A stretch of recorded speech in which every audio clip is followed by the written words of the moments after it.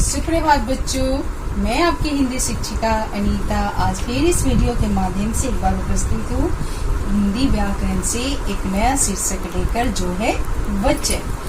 वचन शब्द का दो अर्थ होता है, एक एक करके जानेंगे। पहले जानते हैं वचन।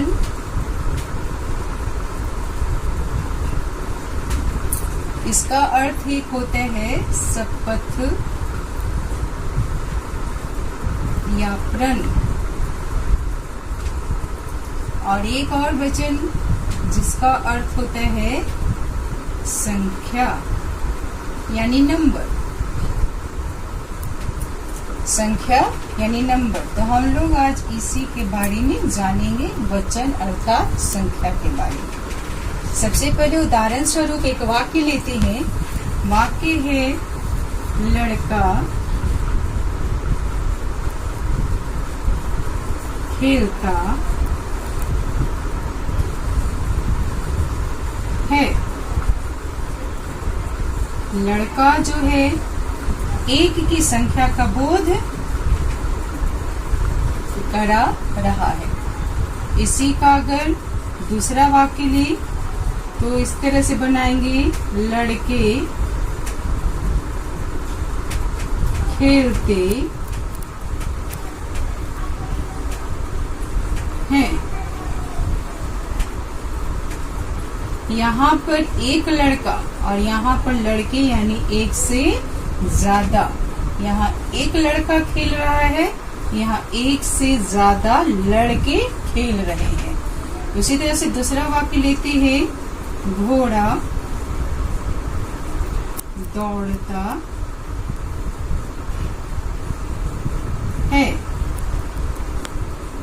इसी को दूसरे तरीके से लिखते हैं। घोड़े दौड़ते हैं।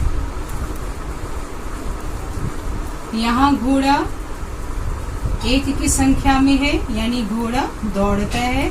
यहाँ घोड़ा से बन गया घोड़े, यानी एक से ज्यादा घोड़े। एक से ज्यादा की संख्या में घोड़ा है तो उसको बोल दिए घोड़े। तो घोड़ा का बहुवचन शब्द हो गया घोड़े। घोड़ा दौड़ता है यानी एक घोड़ा दौड़ता है। घोड़े दौड़ते हैं यानी एक से ज्यादा घोड़े दौड़ते हैं। इस तरह से उदाहरण के बाद परिभाषा देखेंगे वचन की।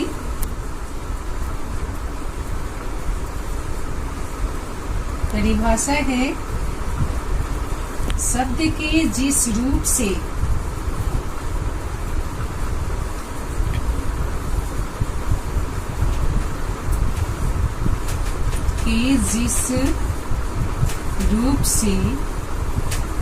एक या अनेक, एक की संख्या में है तो घोड़ा, अनेक की संख्या में है तो घोड़े। तो एक या अनेक होने का बोध हो।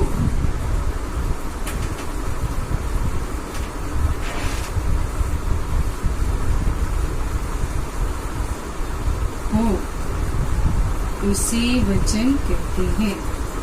उसे वचन कहते हैं। तो ये होगी वचन की परिभाषा। एक या अनेक शब्द के जिस रूप से एक या अनेक होने का बोध हो, उसे क्या कहती है? वचन कहते हैं। तो ये हो गई वचन की परिभाषा।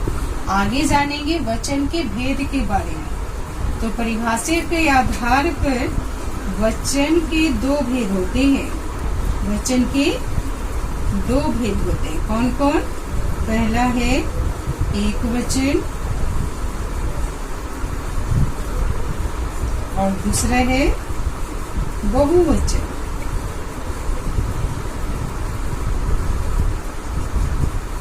एक वचन में देखेंगे शब्द के जिस रूप से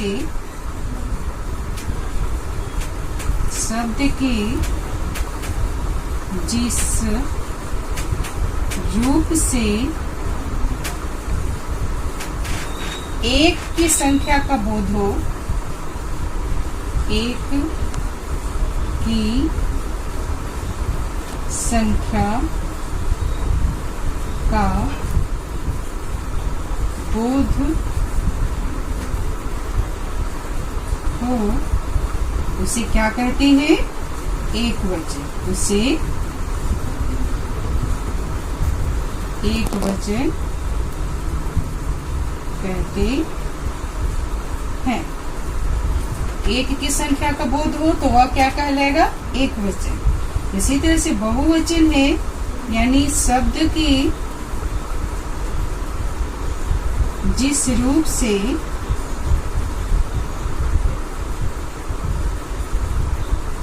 एक से ज्यादा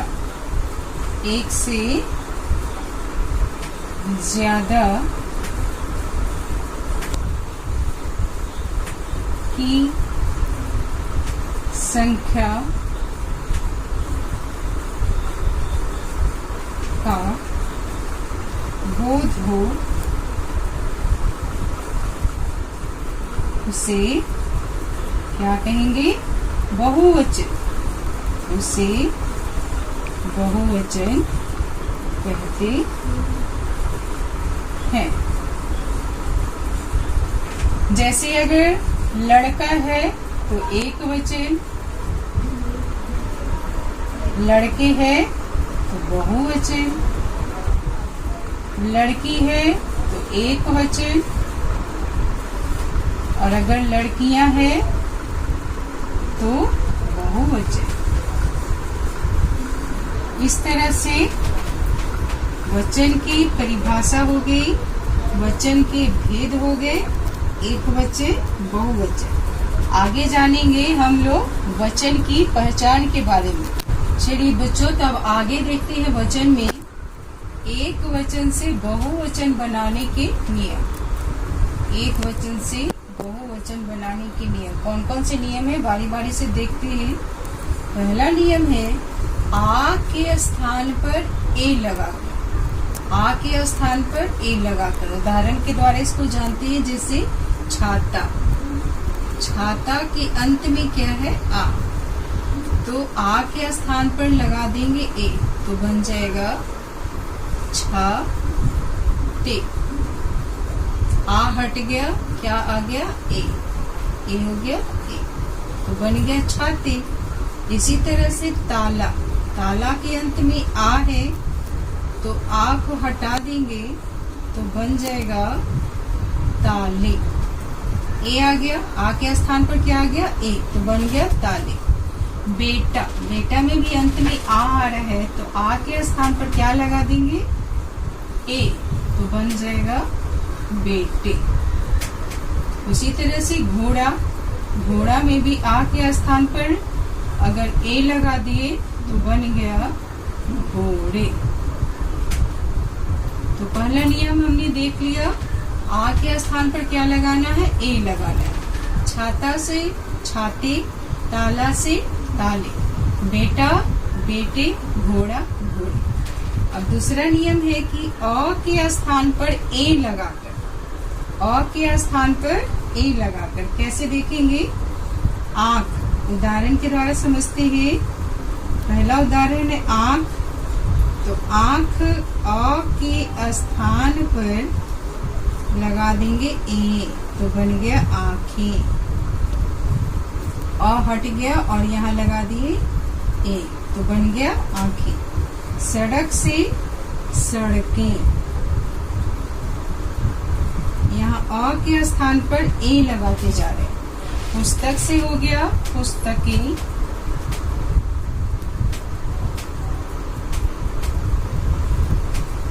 गाय से गायें। तो ये था अ के स्थान पर ए लगा। तीसरा नियम देखेंगे, ई के स्थान पर या लगाकर कैसे बनाएंगे देखते हैं। उदाहरण स्वरूप लेते हैं शब्द नदी, नदी के अंत में ई है तो नदी में ई हटा देंगे और यहाँ लगा देंगे इया, बन गया नदियां। लड़की, यहाँ भी ई है तो ई हटाकर यहाँ लगाएंगे तो बन जाएगा लड़कियां। नारी, ई के स्थान पर इया लगा देंगे तो बन जाएगा नारियां।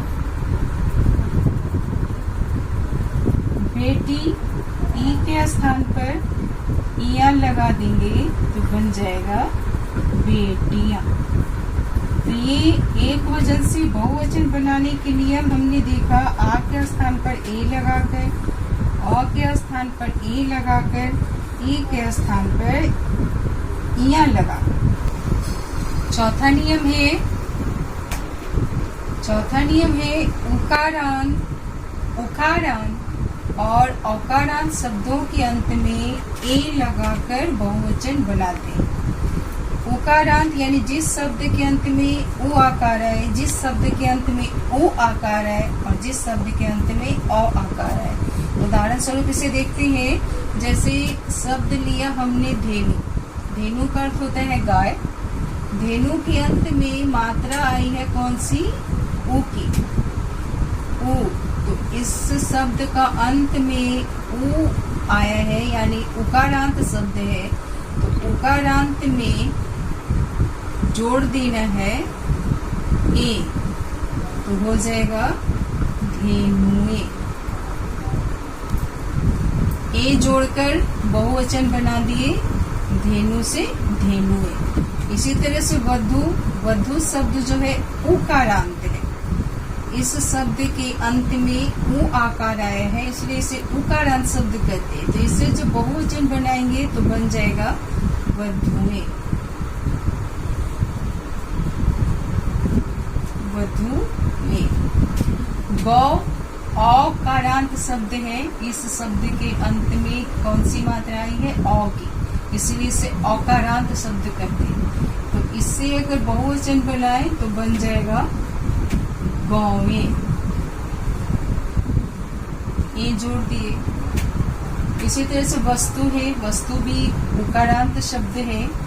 तो वस्तु में ए जोड़ दिए तो बन गया वस्तुएं।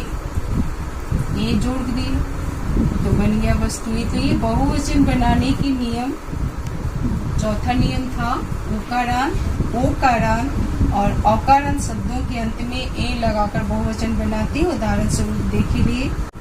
चलिए पांचवा नियम की ओर चलते हैं। पांचवा नियम है कि कुछ ऐसे शब्द हैं जिसके अंत में बिंद, जन, लोग आदि जोड़कर शब्द बनाते हैं। कैसे बनाते हैं? जैसे अगर ले ले प्रजा, प्रजा है एक वचन का शब्द है प्रजा।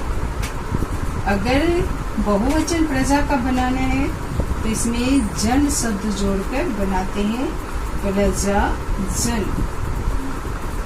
इसी तरह से वृंद शब्द जोड़कर बहुवचन बनाना तो लेते हैं शिक्षक।